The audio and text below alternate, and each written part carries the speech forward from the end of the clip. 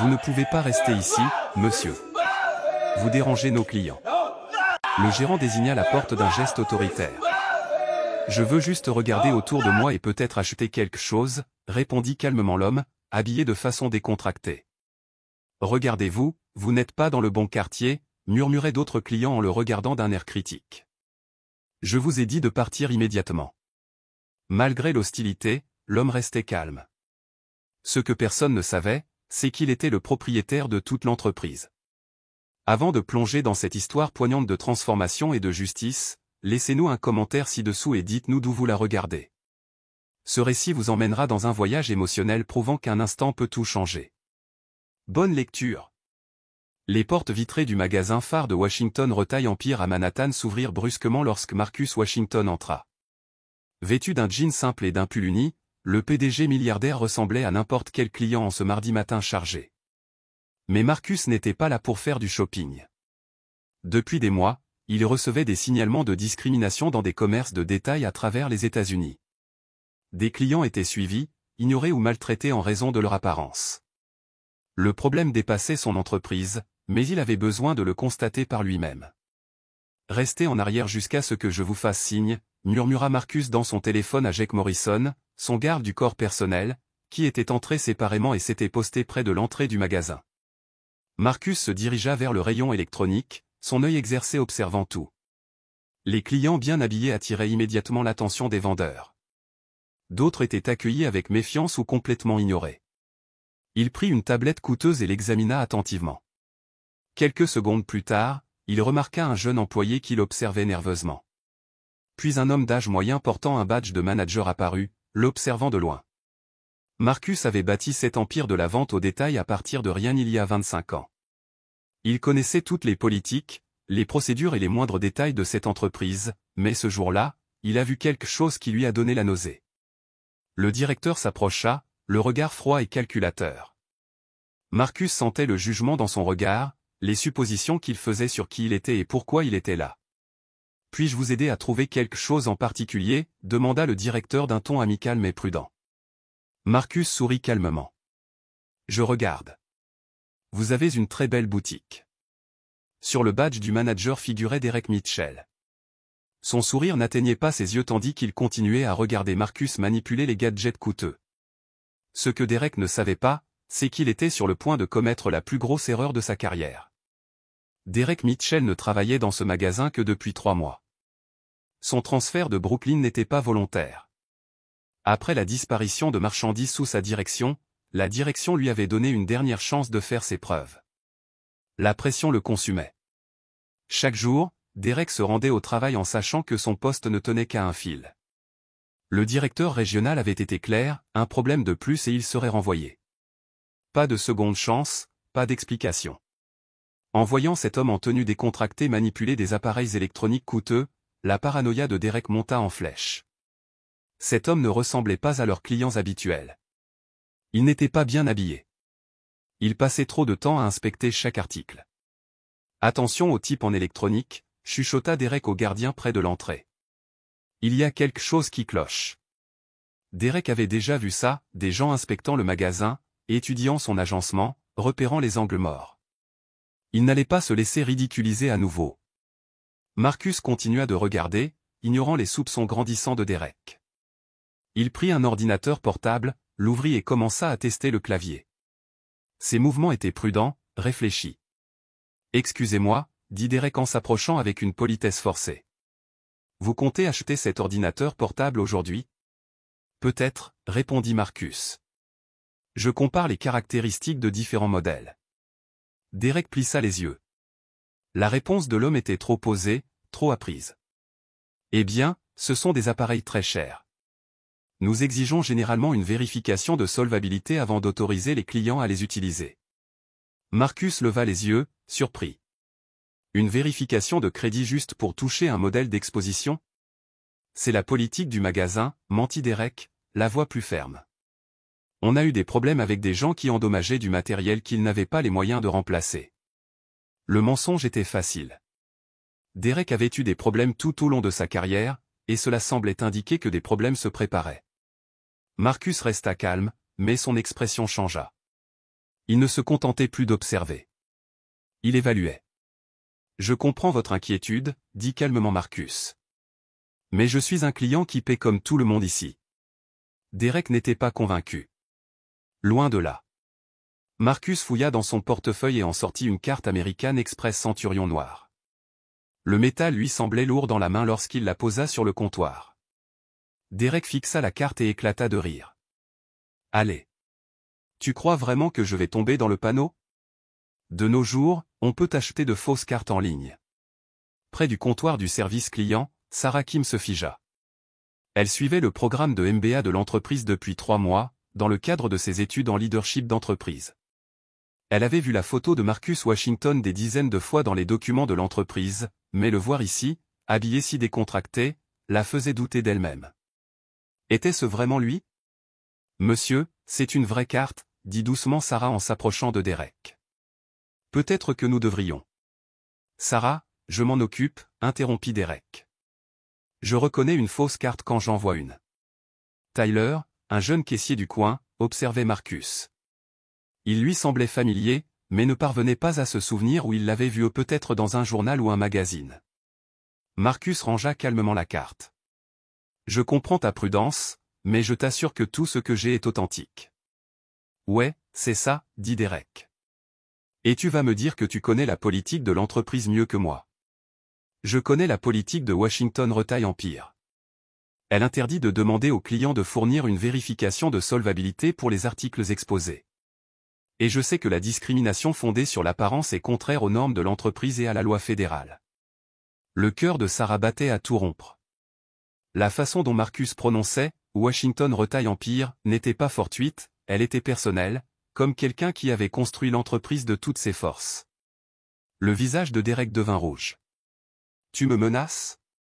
Laisse-moi te dire une chose, mon vieux, je me fiche de ce que tu crois savoir de nos règles. C'est moi qui gère ce magasin. » Je ne te menace pas, répondit calmement Marcus. Je ne fais qu'énoncer les faits. Tyler regardait, essayant de se rappeler où il avait déjà vu Marcus. Sarah sortit son téléphone. Elle devait appeler le siège social. Il y avait un sérieux problème, et ce n'était pas Marcus. La peur de perdre son emploi a poussé Derek à bout. Il avait déjà échoué une fois. Il ne pouvait pas échouer à nouveau. D'accord, ça suffit, dit Derek en se plaçant juste devant Marcus. J'ai besoin de ta pièce d'identité avant que tu touches à quoi que ce soit dans ce magasin. Marcus resta calme. Bien sûr, je serai ravi de coopérer. Il sortit son permis de conduire et le tendit à Derek. Le nom était clairement visible, Marcus G. Washington. Derek lui jeta un bref coup d'œil avant de la lui rendre. Une fausse carte d'identité. Tu l'as probablement achetée au même endroit que ta carte de crédit. Pardon, dit Marcus, toujours calme mais avec une pointe d'irritation. Vous m'avez bien entendu. Cette carte d'identité est fausse, et je ne me laisserai pas avoir. Derek éleva la voix, attirant l'attention des autres clients. Une femme et sa fille adolescente s'arrêtèrent pour faire leurs courses et regardèrent dans leur direction. Un homme âgé sortit son téléphone et commença à filmer. « Monsieur, je vous assure que ma carte d'identité est totalement authentique, » a déclaré Marcus. « Peut-être que nous devrions appeler votre manager pour régler ce problème, » dit Derek d'un ton dur. « Je suis le gérant et je vous le dis, achetez quelque chose tout de suite ou quittez mon magasin. » « Votre magasin » demanda calmement Marcus.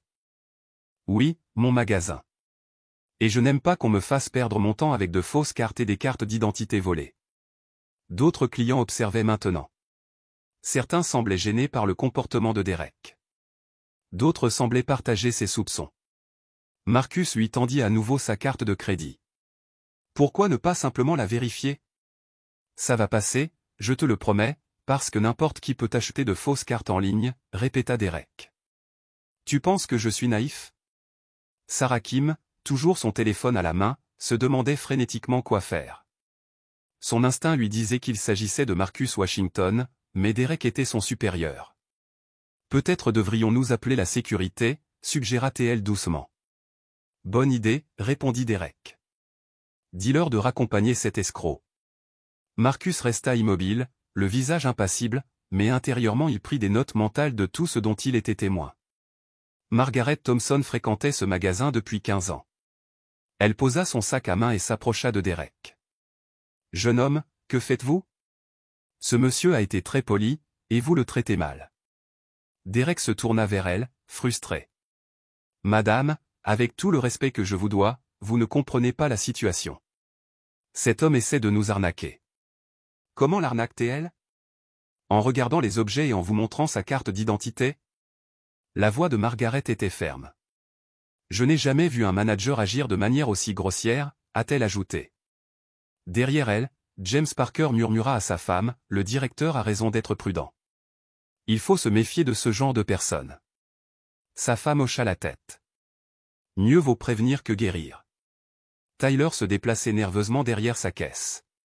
Il voulait dire quelque chose, mais Derek était son patron. S'exprimer risquait de lui coûter son poste. Tyler s'adressa sèchement à Derek. « Tu es d'accord avec moi, n'est-ce pas, il y a quelque chose qui cloche chez ce type. » Tyler regarda Derek et Marcus, l'estomac noué. « Je pense qu'on devrait le laisser faire les courses. » Les yeux de Derek brillèrent de colère. « Je ne t'ai pas demandé ton avis. Je t'ai demandé si tu étais d'accord. » Tyler baissa les yeux vers ses mains. « Oui, monsieur. » Sarah Kim tenait toujours son téléphone, le doigt pointé sur le numéro de l'entreprise. Elle était presque certaine qu'il s'agissait de Marcus Washington. Et si elle avait eu tort d'appeler l'entreprise pour rien? Une jeune famille avec 2 jeunes enfants est passée en hâte, visiblement mal à l'aise. La mère serrait ses enfants contre elle tandis qu'ils se dirigeaient vers la sortie. « Tu vois ça, » dit Decca à Margaret. « Je protège nos clients de cette situation. »« C'est toi qui crées cette situation, » rétorqua Margaret. « Cet homme n'a rien fait de mal. » Marcus observa la scène. La façon dont les gens prenaient parti, la façon dont la peur et les préjugés se propageaient, la façon dont les gens de bien gardaient le silence alors qu'ils auraient dû s'exprimer. En quelques minutes, il en apprit davantage sur la nature humaine qu'en des mois de réunions d'entreprise. Decca désigna la porte du doigt. « Monsieur, je vous demande une dernière fois de partir volontairement. » Marcus le regarda calmement. « Je vous demande de me traiter comme n'importe quel autre client. » La situation était sur le point de dégénérer. Le téléphone de Marcus sonna. Il jeta un coup d'œil à l'identifiant, directeur financier, Washington Retail Empire. « Excusez-moi, je dois prendre cet appel, » dit poliment Marcus. Derek leva les yeux au ciel. « Bien sûr, » répondit Marcus d'un ton professionnel. « Washington est au bout du fil. »« Marcus, il faut qu'on parle des rapports trimestriels, » dit la voix. « La réunion du conseil d'administration est dans 2 heures. »« D'accord. » « Quels sont les chiffres actuels de croissance des ventes pour les magasins comparables ?» demanda Marcus en sortant un petit carnet. Decca observait Marcus avec méfiance alors qu'il commençait à discuter d'informations financières détaillées. Les marges du 3e trimestre sont en hausse de 2,3% par rapport à l'année dernière. La croissance sur les marchés texans dépasse les prévisions. Sarah Kim et Karki échangèrent un regard. Ce ne sont pas des termes commerciaux généraux. Il s'agissait d'informations internes spécifiques à l'entreprise. La nouvelle initiative de service client fonctionne, a poursuivi Marcus. Les scores de satisfaction client sont en hausse dans toutes les régions, sauf dans le Nord-Est. Nous devons combler les lacunes en matière de formation dans cette région. Decca s'avança, agacé. Et, je ne sais pas à qui tu parles, mais ce petit jeu ne trompe personne. Marcus leva un doigt, demandant un moment pour terminer son appel. Planifier l'audit sur la diversité pour le mois prochain. Je veux un regard neuf sur les pratiques de recrutement. Arrêtez ces bêtises immédiatement, a exigé Decca en élevant la voix. Marcus, ça va, demanda le directeur financier en entendant le vacarme. Je suis juste en train de régler un problème au magasin phare de Manhattan, répondit calmement Marcus. Decca tendit la main et appuya sur le bouton pour raccrocher. Voilà, on pourrait peut-être avoir une conversation franche sans ton petit numéro. Sarah Kim transpirait. À la façon dont Marcus parlait, aux détails précis qu'il mentionnait, au ton décontracté lorsqu'il prononçait « magasin phare de Manhattan », il devait être le vrai PDG. Margaret Thompson regarda Decca, stupéfaite. « Tu viens de raccrocher au nez de cet homme. » « C'était un imposteur, » insista Decca. « Tout est faux. Les gens font ça tout le temps, ils se font passer pour importants au téléphone. » Marcus regarda l'écran de son téléphone, puis Decca. Son visage restait impassible, mais une lueur dangereuse brillait dans ses yeux. « Tu viens de faire une grave erreur, » dit calmement Marcus. Marcus recula pour rappeler son directeur financier, mais Decca se tenait fermement devant lui. « Tu n'iras nulle part tant que je n'aurai pas compris à quel jeu tu joues, » dit Decca en posant fermement sa main sur la poitrine de Marcus. Marcus baissa les yeux sur la main de Decca, puis leva les yeux vers son visage. « Retire ta main. Pas avant de m'avoir dit la vérité. Que fais-tu vraiment ici ?» La peur avait complètement envahi Decca. 3 mois de pression au travail, des années de préjugés accumulés et la panique face à l'effondrement de sa carrière s'étaient effondrés d'un seul coup. « Je t'ai dit de retirer ta main, » répéta Marcus d'une voix calme, teintée d'acier. Au lieu de reculer, Derek poussa plus fort. Marcus recula et renversa l'écran d'une tablette.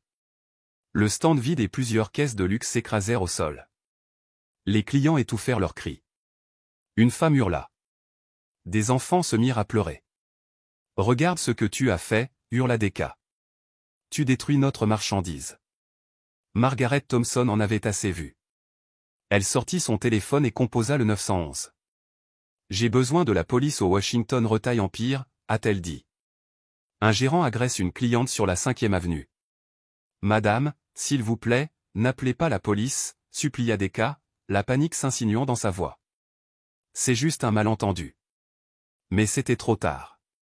Margaret était déjà en contact avec l'opératrice. Oui, il a poussé le client contre l'écran. Il y a des témoins partout. Sarah Kim a finalement pris sa décision. Les mains tremblantes, elle a composé le numéro d'urgence de l'entreprise. Elle ne pouvait pas laisser la situation perdurer. Jake Morrison, l'agent de sécurité de Marcus, s'avança près de l'entrée. Mais Marcus croisa son regard et secoua légèrement la tête. Pas encore. Derek, dit calmement Marcus en se levant et en époussetant ses vêtements. Vous venez d'agresser quelqu'un devant des dizaines de témoins. Vous avez perdu le contrôle. Decca regarda autour de lui tous les visages qui le fixaient, tous les téléphones pointés sur lui. Pour la première fois, il réalisa la gravité de la situation. Mais au lieu de s'excuser, au lieu de reculer, le désespoir a poussé Decca à commettre l'impensable. Il a levé la main. La main de Decca frappa violemment le visage de Marcus. La gifle résonna dans le magasin comme un coup de feu. Un silence complet s'ensuivit. Marcus resta immobile, levant lentement la main pour toucher sa joue. Son expression restait calme, mais son regard avait complètement changé. Derek réalisa ce qu'il avait fait. La panique qui l'envahissait se transforma en terreur totale. Il venait de frapper un client devant tout le monde. Sa carrière était terminée. « Toi, tu viens d'agresser le propriétaire de ce commerce » dit calmement Marcus, sa voix résonnant dans le silence du magasin. Derek rit, mais son rire était sec et désespéré. « C'est vrai. Et je suis le président des États-Unis. » Sarah Kim appelait déjà frénétiquement au téléphone. « Oui, c'est Sarah Kim du magasin 001. Je dois immédiatement contacter la sécurité de l'entreprise. Oui, le PDG a été agressé. Oui, Marcus Washington. Envoyez de l'aide immédiatement. » Tous les clients du rayon électronique filmaient. Les téléphones étaient partout, capturant chaque seconde de la crise de Decca. Tyler observait la scène avec horreur depuis sa caisse. Il n'avait jamais rien vu de tel en 2 ans de travail là-bas. Margaret Thompson s'avança. « Jeune homme, j'ai tout vu. Vous venez de commettre un crime devant 50 personnes. » « Il ment » cria Decca en désignant Marcus. « Tout est faux. C'est un arnaqueur. » Mais même en disant cela, Decca pouvait voir le doute sur le visage des gens. Pourquoi un escroc resterait-il calme après avoir été victime d'une arnaque? Pourquoi se laisserait-il malmener s'il s'agissait d'une arnaque? Marcus sortit à nouveau son téléphone. L'écran affichait 17 appels manqués du siège. Derek Mitchell, lut Marcus sur le badge. Dans 30 secondes, ce magasin sera envahi par les agents de sécurité, la police et les journalistes. Vous avez détruit non seulement votre carrière, mais peut-être aussi votre liberté. Les jambes de Decca se mirent à trembler. C'est impossible. C'est impossible. Marcus regarda autour de lui tous les témoins, toutes les caméras, toutes les preuves de ce qui venait de se passer. Oh, mais c'est vrai, dit Marcus. Et il n'y a plus de retour en arrière possible. Au loin, Le bruit des sirènes se faisait plus proche. 3 policiers entrèrent dans le magasin en quelques minutes. Deka se précipita vers eux, le soulagement se lisant sur son visage. « Officier, Dieu merci, vous êtes là, dit-il rapidement. Cet homme sème le trouble depuis 1 heure.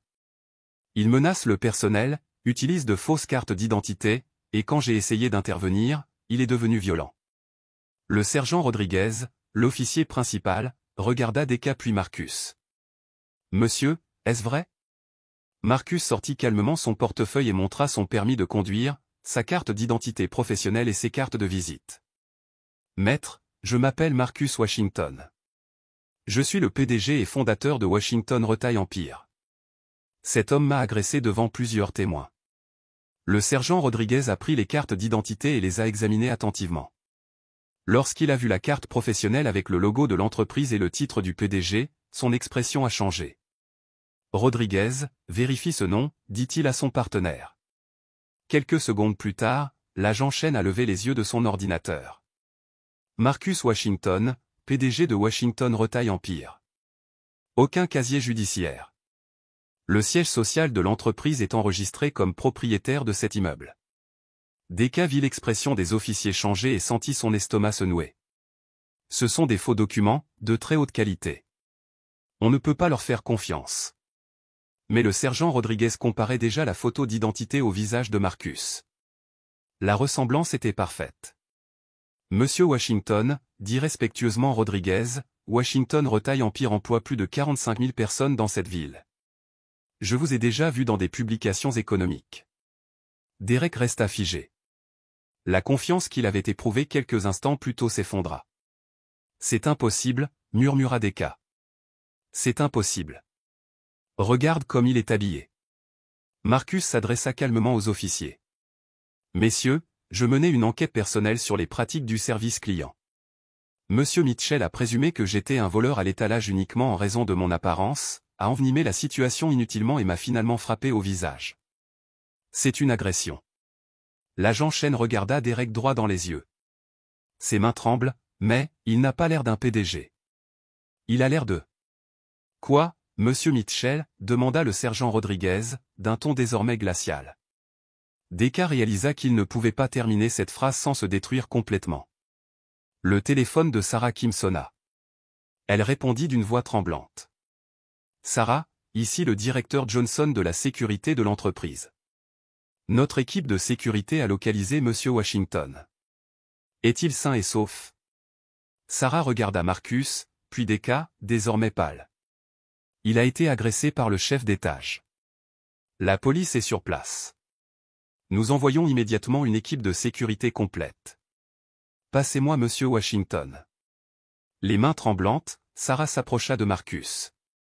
Monsieur Washington, la sécurité de l'entreprise doit vous parler.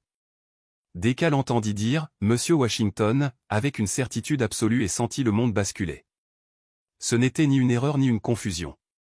Elle était absolument sûre de ce qu'elle disait. Marcus prit le téléphone. « Johnson, je vais bien.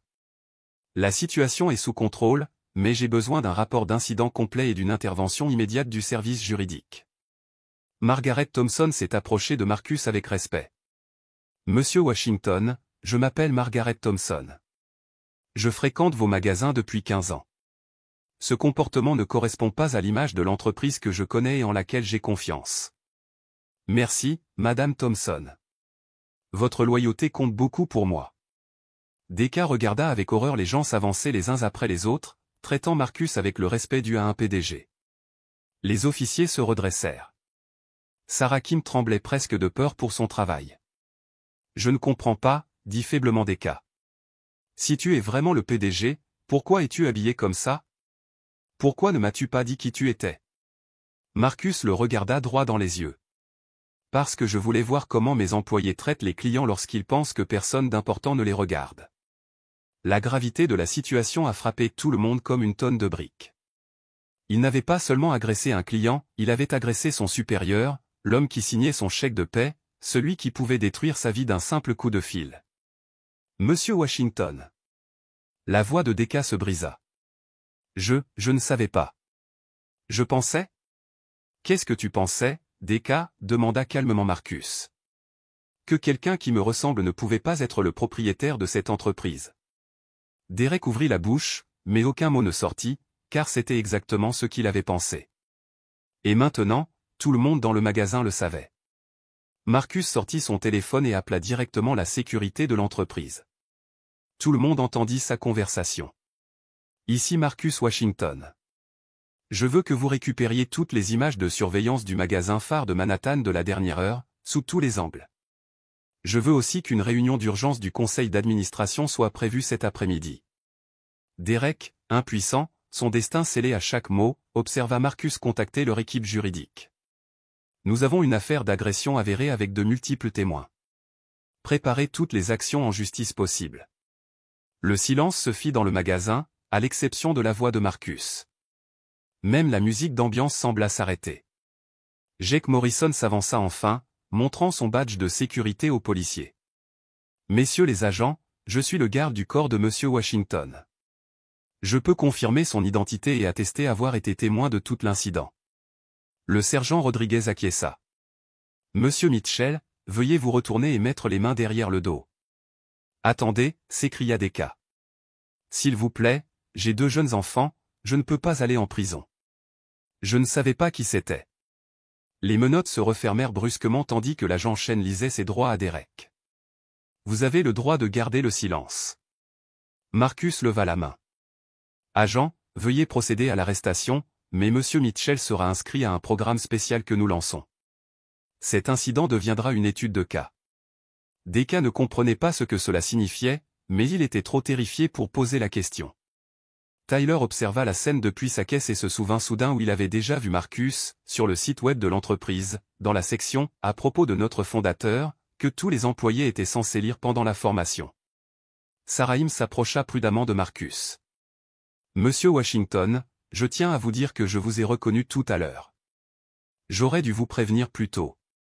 Je suis désolé. » Marcus la regarda avec bienveillance. « Sarah, tu as essayé de le prévenir. Tu as bien fait d'appeler la direction quand la situation a dégénéré. » Derek, désormais menotté, observa l'échange et comprit que Sarah pourrait bien garder son emploi, tandis que sa propre vie était ruinée. « S'il te plaît, » murmura Deka. « Je suis désolé, vraiment désolé. » Marcus se tourna vers lui. « Deka, tes excuses arrivent trop tard, mais ton éducation va bientôt commencer. » Marcus regarda Deka menotté et se trouva face à un choix qui allait déterminer leur avenir. Il pouvait détruire Derek complètement, porter plainte, le poursuivre pour agression, s'assurer que Derek ne travaille plus jamais dans le commerce. Ce serait facile, et Derek le méritait. Mais Marcus voyait plus loin. « Derek, » demanda doucement Marcus. « Combien d'autres managers dans mon entreprise pensent comme toi ?» Les larmes lui montèrent aux yeux tandis qu'il murmurait « Je ne sais pas. Peut-être que beaucoup d'entre nous. » Marcus hocha lentement la tête. C'était exactement ce qu'il soupçonnait. Derek n'était pas le problème, il était le symptôme d'un problème bien plus profond. Marcus repensa aux 23 millions de dollars que son entreprise avait versés en indemnisation pour discrimination au cours des 3 dernières années. Cet argent aurait pu être consacré à des programmes pour les employés, à l'amélioration du service client ou au développement communautaire. « Messieurs les officiers, » dit Marcus, « j'ai une demande inhabituelle. » Le sergent Rodriguez le regarda avec curiosité. « Quelle demande, Monsieur Washington ? » « Je veux offrir à Derek un choix, des poursuites et la prison, ou la participation au programme de réinsertion professionnelle le plus intensif jamais créé. » Derek releva brusquement la tête. « Quoi ?» poursuivit Marcus. 6 mois de formation rémunérée, une thérapie pour lutter contre les préjugés inconscients, une sensibilisation à la discrimination et des travaux d'intérêt général. Mais Derek doit accepter que son parcours soit pleinement documenté et utilisé pour former d'autres managers. Le silence était total dans le magasin, chacun essayant d'assimiler ce qu'il venait d'entendre. Margaret Thompson prit la parole la première. « Monsieur Washington, c'est incroyablement généreux, il mérite bien plus que ça. » « Ce n'est pas de la générosité, Madame Thompson, » dit Marcus fermement. « Il s'agit d'un véritable changement. La transformation de Derek pourrait éviter 1000 incidents comme celui-ci. » Derek regarda Marcus, incrédule. « Tu ferais ça après ce que je t'ai fait ? » « Je le fais grâce à ce que vous m'avez montré. vous avez révélé exactement ce qui doit être amélioré dans mon entreprise. Deka s'est mis à pleurer, non pas de peur, mais de honte et d'une gratitude qu'il ne savait pas pouvoir ressentir. Derek, demanda Marcus, quelle est ta réponse? Oui, répondit Deka en larmes. Oui, je ferai ce que tu veux. Je suivrai le programme. Marcus a fait signe aux officiers qui ont retiré les menottes de Derek mais sont restés à proximité. Voici les conditions, a expliqué Marcus. Vous conserverez votre salaire de base, mais vous ne travaillerez plus dans la vente. Votre travail à temps plein consistera à vous former sur les préjugés, la discrimination et les méthodes de changement. Chaque séance sera enregistrée, chaque progrès, chaque échec, chaque moment de croissance. Deka s'essuya les yeux. Pourquoi m'aider après ce que j'ai fait? Parce que te détruire n'aide personne, mais te transformer pourrait aider tout le monde. Marcus se tourna vers la foule rassemblée.